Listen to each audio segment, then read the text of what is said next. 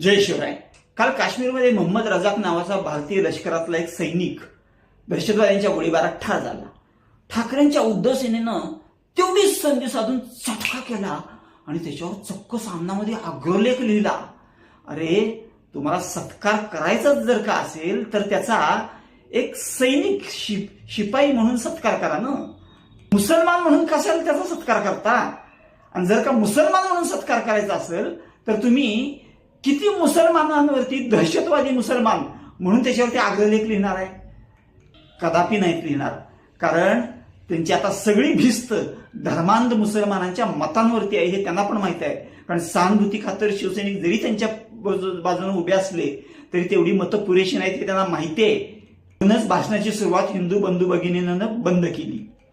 खरंच बाळासाहेब, तुमच्या पुत्रानं तुम्हाला जगातल्या दुर्दैवी महापुरुषांच्या रांगेत नेऊन बसवलं एवढं मात्र खरं.